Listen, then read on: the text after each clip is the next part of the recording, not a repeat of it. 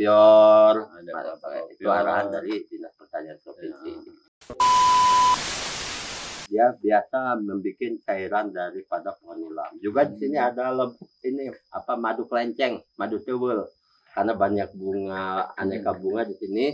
Juga ada bunga pisang dari jantungnya itu.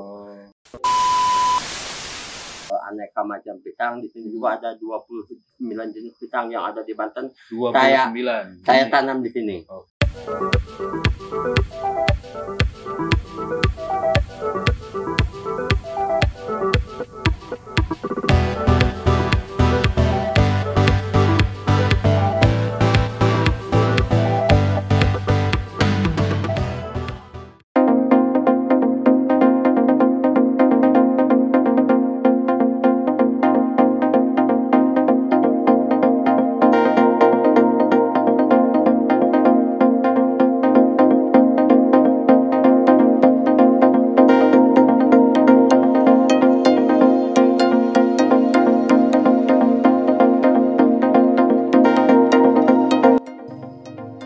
Hai, sahabat Ago. Saya sedang bersama Pak Saiful. Ini edukasi pisang di tempatnya, juga ada edukasi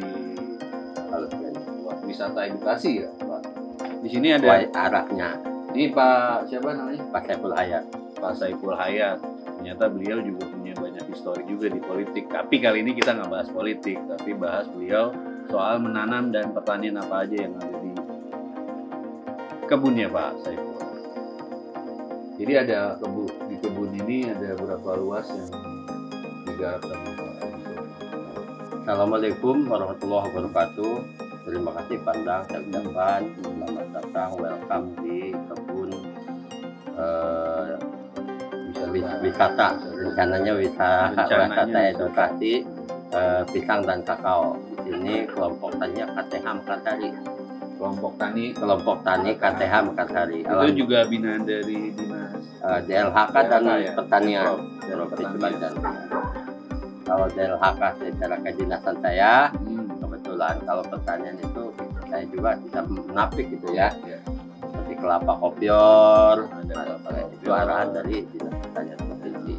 Ada juga vanili kakao. Kita lihat. Tapi kalau arahan DLHK juga enggak saya tolak juga. Kita lihat beneng, di sini ada vanili, ada porang cuman tidak di sini, juga ada nilam. Nilam itu India ini, nilam show. Yang untuk diambil itunya tuh. Itu pohon Daunnya itu Oh iya, kita lihat. Ada petani yang sudah itu khasiat buat apa? Di cairannya untuk untuk obat, dikirimnya ke Eropa. Oke. Kebetulan mantan penyuluh kehutanan Pak Marno, dia biasa membuat cairan daripada pohon nilam. Juga di sini ada madu kelenceng, madu tewel. Karena banyak bunga, aneka bunga di sini. Juga ada bunga pisang dari jantungnya itu. Jadi madu kelenceng itu lebahnya itu sangat dominan dengan jantung pisang mulih itu. Itu lebahnya ada di sini, Pak? Ada. Oke, nanti kita lihat. Ada 12 kotak. Kalau yang pisang mulih itu sendiri? Ada. Kebetulan di sini pilot projectnya 1,5 hektar. Di seberang sana itu di Bukit Kakao namanya ada 1,5 hektar. Jumlahnya kita kurang lebih 3 hektar. Ada 3 hektar. Satu ada pohon pisang mulih. Spesialis itu ada berapa hektar? Ada 1,5 hektar. 1,5 hektar. Terus ada kakao. 1 hektar. Juga. Kemudian ada talas beneng dan campur kali Maksari ya. Semuanya ada pohon lengkeng, kayak kelapa kopior, di sini ada jambu kristal, macam-macam. Terus kalau paling besar di penjualan apa dari hasil panen? Dari hasil panen yang paling besar itu pisang, Pak. Pisangnya ini. Cuman ini apkiranya ini untuk oleh-oleh. Oke, siap.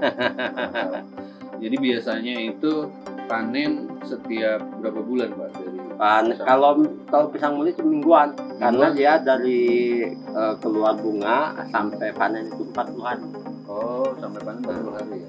Jadi kalau dengan budidaya 1 hektar, jarak tanam 2 meter kali 2 kali 2 sama dengan 700 sampai 850 rumpun. Itu bisa per minggu. Nah, kalau dari kecil tanam dari tunas itu? Kalau dari tunas sampai panen itu 6 bulan. 6 bulan untuk jenis pisang muli. Tapi di sini bukan hanya pisang muli, Pak. Saya juga terharu dengan hampir punahnya aneka macam pisang. Di sini juga ada 29 jenis pisang yang ada di Banten. 29. Saya tanam di sini. Jadi ada pisang tanduk, ada pisang Ambon, macam-macam. Pisang kepok, pisang putih, pisang lampeneng, pisang abaka, pokoknya macam-macam. Boleh nanti saya minta tunasnya. Jadi kalau itu panen nanti Bapak jual ke mana, ada yang datang beli? Kebetulan alhamdulillah Pak, di sini saya sendiri mengakui ada keberkahan sendiri dari pisang muli. Ya. Karena setiap ada pesta hajatan, hitanan, syukuran dan lain-lain itu mereka pesannya biasanya rata-rata pakai batang. Jadi untuk tamu gitu ini ya standar tapi dengan pokoknya. Oh, dengan batang. Yang biasa. Bahkan dari Tangsel juga sudah ada beberapa orang, mungkin lebih dari belasan orang yang dapat. Itu berapa Pak Saiful jual? 25.000 dengan batangnya. Iya, dia pilih. Nah, tapi kalau dipukul rata 20.000. Dan memang lebih banyak konsumsinya buat ke arah sana ya? Buat ke arah sana, karena kan pisang muli itu kuning ini. Nah, kalau ini besok matangnya. Itu besok udah bisa dikonsumsi besok sore. Apa sih, nggak usah difermentasi? Nggak usah. Sebenarnya ada alat fermentasi khusus, dia sifatnya organik. Cuman itu sifatnya misalkan begini, kalau kita mau pesta hitanan dia supaya matang sekaligus dari awal sampai dari isinya sisiran paling bawah sampai sisiran atas. Tapi sifatnya itu kan target hajat atau apa gitu, jadi matang sekaligus. Tapi kalau untuk konsumsi biarkan dulu sisir sampai habis gitu kan. Jadi memang kalau misalnya ada pesanan udah disisirin mah itu nggak ada ya? Jarang ya. Pisang muli mah jarang. Untuk pisang muli kalau nggak seperti ini pakai batang, tapi rata-rata pakai batang Pak. Yang dari tandanin seperti ini biasanya tengkulak atau saudagar di sini. Saudagar ya. Saudagar ya. Kalau istilah tengkulak di sini.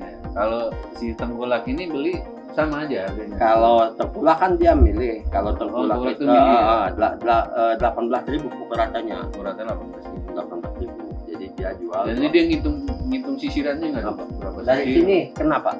Dari situ sampai paling pajak. Nanti kita lihat kebunnya. Yang terakhir nih Pak, kan sekarang kemarin udah edukasi soal Plaza Banten yang dari Provinsi Banten Mandiri itu kan bekerja sama dengan Pemprov Banten ya. Nah, gimana nih tanggapan Pak Saiful apa nih, karena itu kan nanti menjadi satu pasar ya, satu mall secara online. Jadi nanti teman-teman petani, teman-teman UMKM bisa pasang foto upload jualan di situ. Tanggapan Pak ya. Paling tidak ini Banten memulai ini gitu Pak, punya sendiri. Nah, syukur alhamdulillah ya Pak Andang dengan adanya Banten Market ya. Iya. Banten ini Banten mempunyai pasar khusus untuk para petani. Ya. Itu saya bangga karena memang selama ini ternyata kelemahan petani itu adalah pasarnya.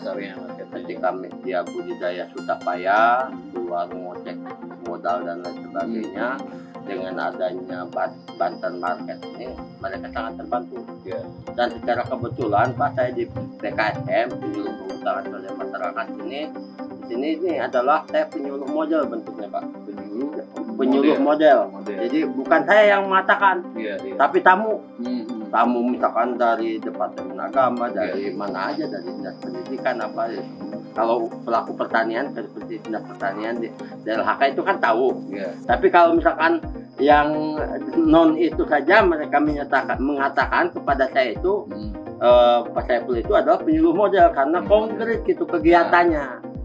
Jadi bukan hanya secara teori, tidak rekayasa, bukan hanya teori, tapi secara keseluruhan di sini ada semua. Gitu. Berbicara hutan, saya juga pernah, ini juga pernah ada KBR pada tahun 2012. Jadi insya Allah komplit Pak. Makanya orang bilang di sini itu bagi orang yang peduli terhadap pertanian, lingkungan dan kehutanan ya, itu saya bilangnya katanya saya itu penyuluh model gitu. Tapi Iya. tadi sempat nyasar nanya, oh Pak Insinyur ya gitu. Iya, karena ada di sini tuh Saiful itu pasaran Pak, ada 7 orang. Oh gitu. Ada Saiful Munir, ada Saiful Lo, Saiful Doang, ada Saiful Hayat, ada Saiful Pertanian Pisang Mulih gitu. Atau dulu Tapi ada juga Pak Saiful Dirut PT Agrobisnis Banten Mandiri. Amin. Kebetulan namanya Saiful. Oh gitu. Oh, luar biasa.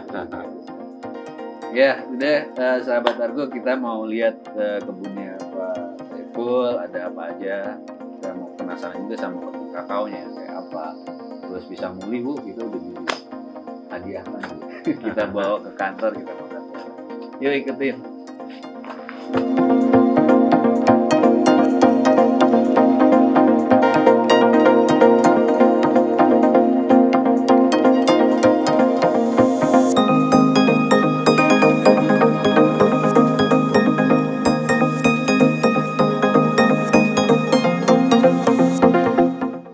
Jadi di sini ada Tales Bogor, ada Tales Gebior, ada Tales Beneng, ada Tales ini katanya Pak, Tales Lahat putih ya. Sangka pendi sekarang ada 4 hektar. Banyak juga. Dan memang itu pesanan Pak. Jadi setiap kali panen itu kebutuhannya 80 ton. Karena memang ada yang bilang tanah subur, ada yang makmur.